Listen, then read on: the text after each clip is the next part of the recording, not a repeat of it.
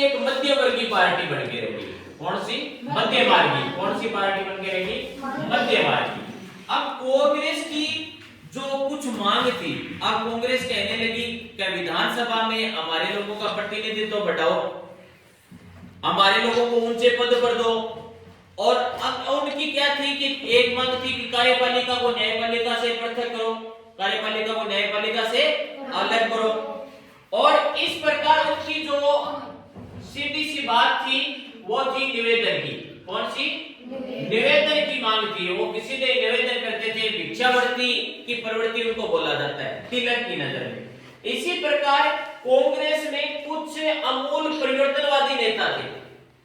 अमूल परिवर्तनवादी का मतलब होता है एकदम परिवर्तन लाने वाले कुछ नेता थे, जिसमें अपने बात करते हैं कि महाराष्ट्र से, कहां से? महाराष्ट्र से बाल गंगाधर तिलक। कौन थे? बाल गंगाधर तिलक महाराष्ट्र से। और बंगाल से विपिन चंद्र पाल, बंगाल से विपिन चंद्र पाल। और पंजाब से थे लाला लाजपत। कौन थे? लाला लाजपत। वही है जिन्होंने पंजाब में आर्य समाज की स्थापना की थी। ठीक है, हाँ, स्कूल भी खोला था। अब तिलक कहते थे, तिलक की ओजस्वी भाषण, तिलक ने बहुत जबरदस्त भाषण दिए थे। और तिलक कहते थे, सीधा सा उनका नारा था, स्वराज को महत्व देते थे। और वो कहते थे कि स्वतंत्रता मेरा जन्मसिद्ध अधिकार है और मैं इसे हर हाल में रहकर रहूंगा, पाकर रहूंगा। ये निवेदन या भिक्षावृत्ति की याचना मेरी नहीं है। और उनका प्रसिद्ध मकसद था स्वराज, स्वराज के लिए लड़ना। किसके लिए लड़ना? हाँ, स्वराज के लिए लड़ना। स्वराज का मतलब मेरा राज। और उनके दो प्रसिद्ध अखबार भी थे, केसरी और मराठा। 1920 में तिलक की क्या हुई थी? मृत्यु हुई थी। अब विपिन चंद्र पाल, बंगाल में अब क्या है, अंग्रेजों की एक नीति थी, फूट डालो और राज करो। कौन सी? फूट डालो राज करो, ये नीति थी अंग्रेजों की। अब इसी क्रम में उन्होंने क्या किया, 1905 में भारत के गवर्नर जनरल थे लॉर्ड कर्जन। कौन थे?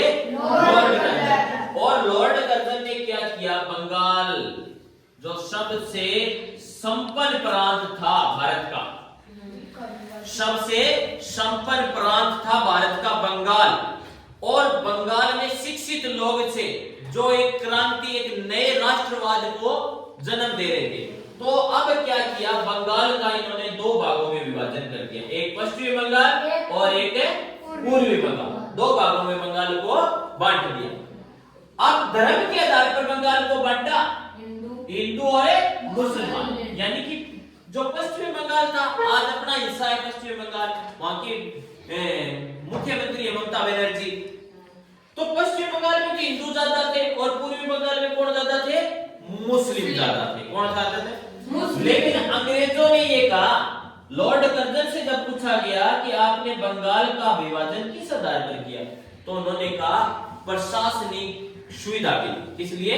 प्रशासनीय, यानी कि प्रशासन चलाने में हमें दिक्कत आ रही है कि इतना, क्योंकि बिहार, उड़ीसा, असम का भाग भी उस समय बंगाल में आता था, इतना बड़ा प्रांत था। तो उन्होंने वाला दिया कि प्रशासनिक असुविधा के कारण हमने बंगाल का क्या कर दिया, विभाजन कर दिया। अब पूरे भारत में 1905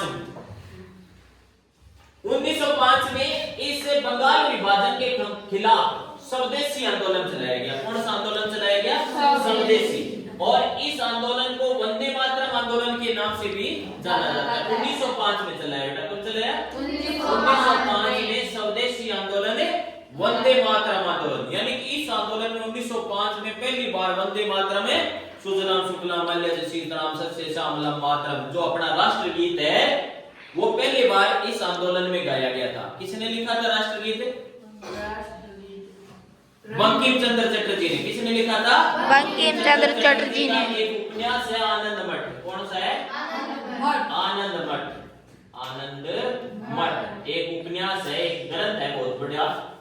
उसमें आनंद मठ में लिखा गया था और सबसे पहले उसको गाया किसने था? रविंद्रनाथ टैगोर ने। 1897 के कांग्रेस के कलकत्ता अधिवेशन में रविंद्रनाथ टैगोर ने गाया था। और उस कलकत्ता अधिवेशन में कौन थे अध्यक्ष? कौन थे? दादाभाई नौरोजी। कौन थे? दादाभाई नौरोजी।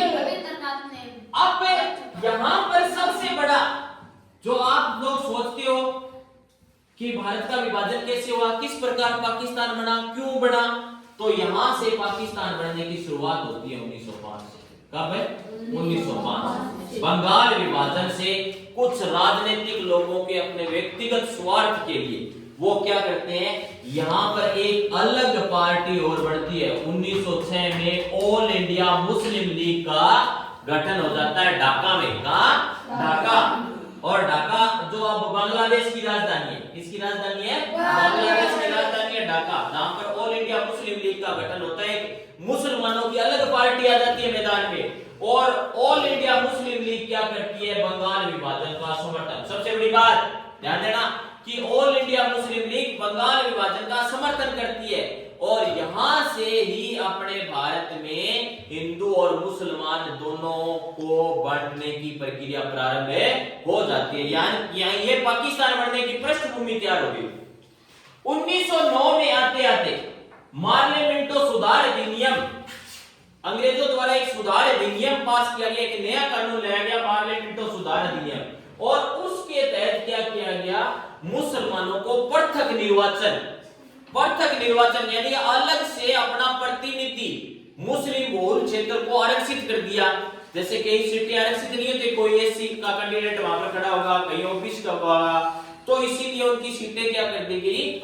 आरक्षित कर दी, और वहां से मुस्लिम कैंडिडेट ही चुनकर आएगा।